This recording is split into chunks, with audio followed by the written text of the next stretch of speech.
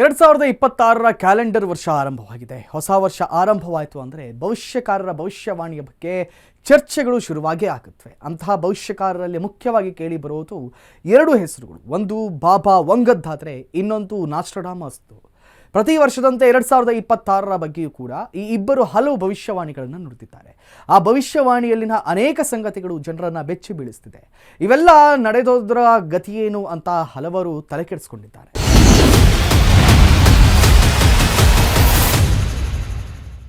2025 ಕಳೆದು 2026ರ ಕ್ಯಾಲೆಂಡರ್ ವರ್ಷ ಶುರುವಾಗ್ತಾ ಇದೆ. ಇಡೀ ಜಗತ್ತು ಅತ್ಯಂತ ಖುಷಿಯಿಂದ 2026ನ್ನು ಬರಮಾಡಿಕೊಂಡಿದೆ. ಜನ ಹ್ಯಾಪಿ ನ್ಯೂ ಇಯರ್ ಅಂತ ಪಟಾಕಿ ಸಿಡಿಸಿ ಕುಣಿದು ಕುಪ್ಪಳಿಸ್ತಾ ಇದ್ದಾರೆ. ಹೊಸ ಕ್ಯಾಲೆಂಡರ್ ವರ್ಷದಲ್ಲಿ ಎಲ್ಲನೂ ಚೆನ್ನಾಗಿಲ್ಲಪ್ಪ ದೇವರೇ ಅಂತ ಬೇಡ್ಕೊಂಡಿದ್ದಾರೆ. ಆದರೆ ಪ್ರತಿ ಬಾರಿಯೂ ಕೂಡ ಹೊಸ ವರ್ಷ ಶುರುವಾದರೆ ಕೆಲವರಿಗೆ ಖುಷಿಯ ಜೊತೆಗೆ ಅದೊಂದು ರೀತಿಯ ಭಯ ಕೂಡ ಶುರುವಾಗುತ್ತೆ. ಕಾರಣ ಹೊಸ ವರ್ಷದ ಬಗ್ಗಿನ ಭವಿಷ್ಯವಾಣಿಗಳು, ಅದರಲ್ಲೂ ಕೂಡ ಆ ಇಬ್ಬರು ವ್ಯಕ್ತಿಗಳು ಹೇಳಿರುವಂಥ ಭವಿಷ್ಯವಾಣಿಯ ಬಗ್ಗೆ ಅನೇಕರ ಕುತೂಹಲ ಹೆಚ್ಚಾಗುತ್ತೆ. ಈ ವರ್ಷದ ಬಗ್ಗೆ ಇನ್ನೇನು ಹೇಳಿದ್ದಾರಪ್ಪ ದೇವರೇ ಅನ್ನೋ ಚಿಂತೆಯಲ್ಲೇ ಅನೇಕರು ಅವರ ಭವಿಷ್ಯವಾಣಿಗಳನ್ನು ಓದೋದಕ್ಕೆ ಶುರು ಮಾಡ್ತಾರೆ. ಅಂತಹ ಇಬ್ಬರು ಭವಿಷ್ಯಕಾರರಲ್ಲಿ ಮೊದಲ ಹೆಸರು ನಾಸ್ಟ್ರಡಾಮಸ್. ಈತನೊಬ್ಬ ಫ್ರೆಂಚ್ ಮೂಲದ ಜ್ಯೋತಿಷಿ ಹಾಗೂ ವೈದ್ಯ. 1500ರ ದಶಕದಲ್ಲಿ ಜೀವಿಸಿದ್ದಂಥ ಈತ ತನ್ನ ಅತೀಂದ್ರಿಯ ಶಕ್ತಿಗಳ ಮೂಲಕ ಮುಂದಿನ 100 ವರ್ಷಗಳ ಭವಿಷ್ಯವನ್ನು ನುಡಿದಿದ್ದಾನೆ ಅಂತಾರೆ. ಈತ ನುಡಿದಿರೋಂಥ ಅನೇಕ ಭವಿಷ್ಯವಾಣಿಗಳು ಕರಾರುವಕ್ಕಾಗಿ ನಡ್ತಿವೆ ಅಂತಲೂ ಕೂಡ ಹೇಳ್ತಾರೆ. ಜಗತ್ತು ಕಂಡ ಅಮಾನುಷ ಸರ್ವಾಧಿಕಾರಿಗಳಲ್ಲಿ ಒಬ್ಬನಾದಂತಹ ಅಡಾಲ್ಫ್ ಹಿಟ್ಲರ್ ಅಧಿಕಾರಕ್ಕೆ ಬರೋದು, ಸೆಪ್ಟೆಂಬರ್ 11ರ ಮುಂಬೈ ಟೆರರಿಸ್ಟ್ ಅಟ್ಯಾಕ್, ಕೋವಿಡ್-19 ವೈರಸ್ ಮುಂತಾದ ನಾಸ್ಟ್ರಡಾಮಸ್ ಭವಿಷ್ಯಗಳು ನೈಜವಾಗಿ ಘಟಿಸಿವೆ. ಹೀಗಾಗಿ ಹೊಸ ವರ್ಷ ಆರಂಭವಾದಾಗಲೆಲ್ಲ ಈ ನಾಸ್ಟ್ರಡಾಮಸ್ ಭವಿಷ್ಯವಾಣಿಗಳ ಬಗ್ಗೆ ಜನರ ಕಣ್ಣು ಹೊರಳುತ್ತೆ. ಎಂದಿನಂತೆ ಈ ಬಾರಿಯೂ ಕೂಡ 2026ರ ಬಗ್ಗೆಯೂ ಈ ನಾಸ್ಟ್ರಡಾಮಸ್ ಅನೇಕ ಭವಿಷ್ಯಗಳನ್ನು ನುಡಿದಿದ್ದಾನೆ. ಅವುಗಳಲ್ಲಿ ಜಾಸ್ತಿ ಸದ್ದು ಮಾಡ್ತಿರೋದು ಸಿಡಿಲಿಂದ ಪ್ರಭಾವಿ ವ್ಯಕ್ತಿಯ ಸಾವು. 2026ರಲ್ಲಿ ವಿಶ್ವದ ಮಹಾನ್ ವ್ಯಕ್ತಿಯೋರ್ವ ಹಗಲಲ್ಲೇ ಸಿಡಿಲು ಬಡಿದು ಸಾಯ್ತಾನೆ ಅಂತ ನಾಸ್ಟ್ರಡಾಮಸ್ ಭವಿಷ್ಯ ನುಡಿದಿದ್ದಾನೆ. ಈ ಭವಿಷ್ಯವನ್ನು ನಾನಾ ರೀತಿ ವ್ಯಾಖ್ಯಾನಿಸಲಾಗ್ತಾ ಇದೆ. ಮಹಾನ್ ವ್ಯಕ್ತಿ ಅಂದರೆ ಯಾವುದೋ ಶ್ರೀಮಂತ ವ್ಯಕ್ತಿ ಆಗಿರಬಹುದು. ದೊಡ್ಡ ಶ್ರೀಮಂತ ವ್ಯಕ್ತಿಗಳು ಸಾಮಾನ್ಯವಾಗಿ ಖಾಸಗಿ ಜೆಟ್ಗಳಲ್ಲಿ ಓಡಾಡ್ತಾರೆ. ಹಾಗಾಗಿ ಹಗಲಲ್ಲಿ ವಿಮಾನದಲ್ಲಿ ಹೋಗ್ತಾ ಇರೋವಾಗಲೇ ಯಾರೋ ಒಬ್ಬ ಶ್ರೀಮಂತ ವ್ಯಕ್ತಿ ಸಿಡಿಲಿಗೆ ಬಲಿಯಾಗಬಹುದು ಅನ್ನೋ ವ್ಯಾಖ್ಯಾನಗಳು ಕೂಡ ಕೇಳಿ ಬರ್ತಾ ಇದೆ. ಸ್ವಿಸ್ ಪ್ರದೇಶವಾದಂತಹ ಟೆಸಿನೋ ರಕ್ತದಿಂದ ತುಂಬಿ ತುಳುಕುತ್ತೆ ಅಂತ ನಾಸ್ಟ್ರಡಾಮಸ್ ತನ್ನ ಪದ್ಯದಲ್ಲಿ ಹೇಳಿದ್ದಾನೆ. ಟೆಸಿನೋ ಪ್ರದೇಶ ದಕ್ಷಿಣ ಸ್ವಿಟ್ಜರ್ಲ್ಯಾಂಡ್ನಲ್ಲಿದೆ. ಈ ನಗರ ಲೇಕ್ಗಳು ಹಾಗೂ ಹಿಮನದಿಗಳಿಗೆ ಹೆಸರುವಾಸಿ. ಆದರೆ ಕಾಕತಾಳೀಯ ಅನ್ನೋ ಹಾಗೆ 2026ರ ಜನವರಿ 1ರಂದು ಸ್ವಿಟ್ಜರ್ಲ್ಯಾಂಡ್ನ ಟೆಸಿನೋದಿಂದ ಸುಮಾರು 167 ಕಿಲೋಮೀಟರ್ ದೂರದಲ್ಲಿರುವಂತಹ ಸ್ಕೀ ರೆಸಾರ್ಟ್ ಎಂಬಲ್ಲಿ ಬೆಂಕಿ ದುರಂತ ಸಂಭವಿಸಿದೆ. ಪರಿಣಾಮ 40ಕ್ಕೂ ಹೆಚ್ಚು ಜನ ಮೃತಪಟ್ಟು 100ಕ್ಕೂ ಹೆಚ್ಚು ಜನ ಗಾಯಗೊಂಡಿದ್ದಾರೆ.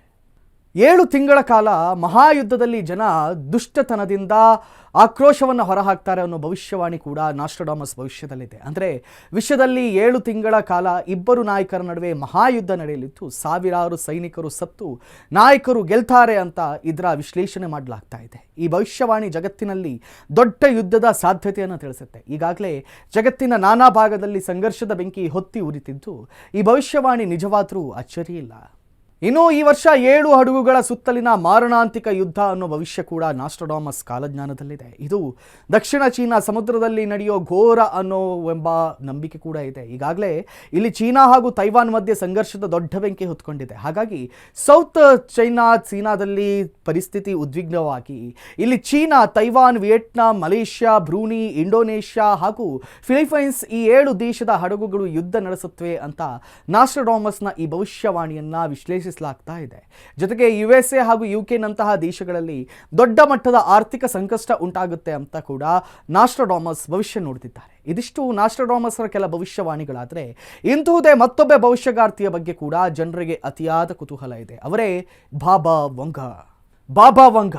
ಈ ಹೆಸರನ್ನ ಅನೇಕ ಬಾರಿ ನೀವೆಲ್ಲ ಕೇಳೇ ಇರ್ತೀರಿ. ಅನೇಕರು ಈ ಹೆಸರನ್ನ ಕೇಳಿದ ತಕ್ಷಣ ಬೆಚ್ಚಿ ಬೀಳ್ತಾರೆ. 19ನೇ ಶತಮಾನದಲ್ಲಿ ಬಲ್ಗೇರಿಯಾದಲ್ಲಿ ಜೀವಿಸಿದ್ದಂತಹ ಭವಿಷ್ಯಗಾರ್ತಿ ಈಕೆ. ಚಿಕ್ಕ ವಯಸ್ಸಲ್ಲೇ ತನ್ನ 2 ಕಣ್ಣುಗಳನ್ನು ಕಳೆದುಕೊಂಡಿದ್ದಂಥ ಈಕೆಗೆ ಅತೀಂದ್ರಿಯ ಶಕ್ತಿಗಳ ಮೂಲಕ ಭವಿಷ್ಯದ ದುರಂತಗಳು ಗೋಚರವಾಗುವಂತೆ. ಆ ಪ್ರಕಾರ ಈಕೆ ತನಗೆ ಕಾಣಿಸಿದಂಥ ಘಟನೆಗಳನ್ನು ಒಂದೆಡೆ ದಾಖಲಿಸಿದ್ದಾರೆ ಅಂತಾರೆ.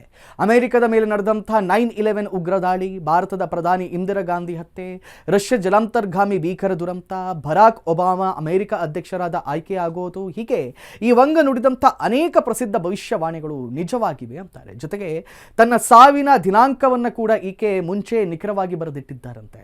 ಹಾಗಾಗಿ ಹೊಸ ವರ್ಷ ಬಂತೆಂದರೆ ಈ ಬಾಬಾ ವಂಗ ಭವಿಷ್ಯವಾಣಿಗಳ ಬಗ್ಗೆ ಕುತೂಹಲ ಶುರುವಾಗುತ್ತೆ. ಆದರೆ ಈಕೆಯ ಅನೇಕ ಭವಿಷ್ಯವಾಣಿಗಳು ಸುಳ್ಳಾಗಿವೆ. ಪ್ರತಿ ವರ್ಷದಂತೆ 2026ರ ಬಗ್ಗೆಯೂ ಬಾಬಾ ವಂಗ ಅನೇಕ ಭವಿಷ್ಯಗಳನ್ನು ನುಡಿದಿದ್ದಾರೆ. ಅದರಲ್ಲಿ ಹೆಚ್ಚು ಸೌಂಡ್ ಮಾಡ್ತಿರೋದು ಭೂಮಿಗೆ ಏಲಿಯನ್ ನೌಕೆಯ ಆಗಮನ.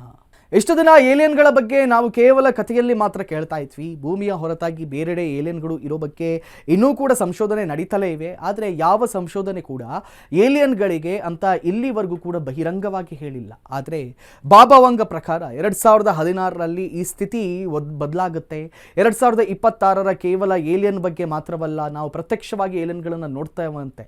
ಹೌದು, ಬಾಬಾ ವಂಗ ಭವಿಷ್ಯದ ಪ್ರಕಾರ ಈ ವರ್ಷ ಬೃಹತ್ ಏಲಿಯನ್ ನೌಕೆಯಂತೂ ಭೂಮಿಗೆ ಬೀಳಲಿತ್ಯಂತೆ.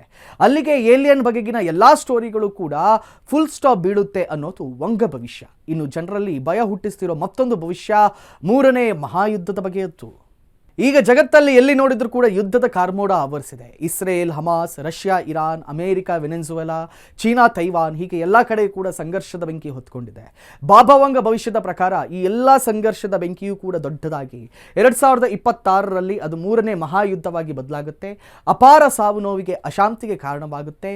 ಜಗತ್ತು ಈಗಾಗಲೇ 2 ಮಹಾಯುದ್ಧಗಳನ್ನು ಕಂಡಿದೆ. ಆದರೆ ಅತ್ಯಂತ ಪ್ರಬಲ ನ್ಯೂಕ್ಲಿಯರ್ ವೆಪನ್ಗಳಿರುವಂಥ ಈ ಕಾಲದಲ್ಲಿ 3ನೇ ಮಹಾಯುದ್ಧ ಶುರುವಾದರೆ ಊಹಿಸೋಕೆ ಅಸಾಧ್ಯವಾದಂತಹ ವಿನಾಶ ಉಂಟಾಗುತ್ತೆ.